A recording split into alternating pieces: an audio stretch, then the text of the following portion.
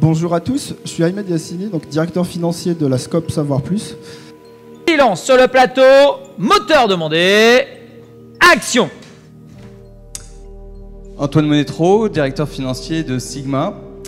Sigma est une ESN, une entreprise de services numériques, qui est la première entreprise du numérique à avoir la qualité d'entreprise à mission.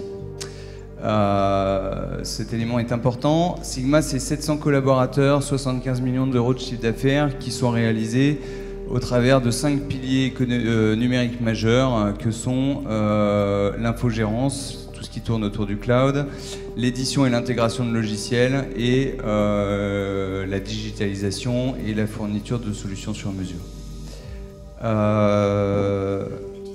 En fait, la mise en place d'un actionnariat salarié, la première question qui est arrivée, c'est les associés de l'entreprise viennent voir leur directeur financier et puis lui disent il faut que tu nous trouves une solution dans un contexte de compétition et où la rareté de la compétence se fait de plus en plus ressentir. Il faut que tu trouves un modèle où on peut partager les valeurs de l'entreprise, on peut partager la valeur d'entreprise, on peut créer les conditions de fierté d'appartenance et on associe tous les collaborateurs ou une majorité de collaborateurs de l'entreprise au projet et au développement de l'entreprise. Alors une fois qu'on a dit ça, le directeur financier que je suis dit oui, avec quelques exigences. La première exigence, c'est que le modèle qu'on choisit est accessible au plus grand nombre, soit simple à gérer, soit attractif et soit inopposable. Alors pourquoi tous ces éléments? Tout simplement parce qu'on va chercher à adresser un maximum de collaborateurs. On va avoir besoin que les collaborateurs puissent avoir accès à leurs actifs de manière simplifiée, de manière très accessible et surtout qu'il n'y ait pas de discussion possible autour de cette valeur. Et alors, dans les choix qui s'offrent aujourd'hui sur le marché, assez rapidement, le choix du fonds commun de placement d'entreprise a été fait. Et une fois ce choix fait et qui pour la raison simple, qui répond à l'ensemble des critères, et ben on part dans la mise en place de ce fonds, de ce FCPE, qui est le contenant. Globalement, alors nous on a fait ça en 6 mois, c'est assez punchy comme planning, mais globalement il faut en 6 mois, à partir du moment où on pose un modèle de valorisation de l'entreprise, qu'on obtient un agrément auprès de l'AMF, qu'on inscrit dans le PE, qu'on crée le PE s'il n'existe pas déjà, le FCPE, qu'on documente ce FCPE, qu'on s'associe avec une société de gestion, et ben on a trouvé le véhicule pour mettre en place cet actionnariat salarié. Alors ensuite il faut faire la promotion de cet actionnariat salarié en interne.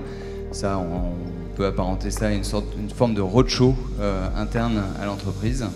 Le retour d'expérience, il est pour le coup, dans le cas de figure qu'on a vécu, extrêmement positif, puisque 65% des collaborateurs, c'est à peu près 450 salariés de l'entreprise qui ont souscrit à cette offre d'actionnariat.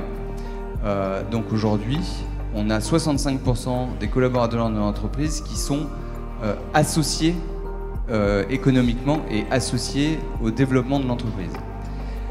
Ce que ça génère de positif, c'est une force du collectif, c'est-à-dire que tous les collaborateurs sont tournés vers la réussite de l'entreprise et la réussite du projet de l'entreprise.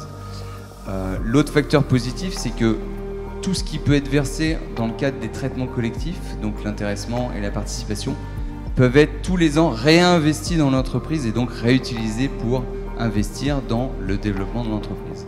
Donc c'est assez vertueux. Après, ce qui apparaît clairement à l'issue de 2 années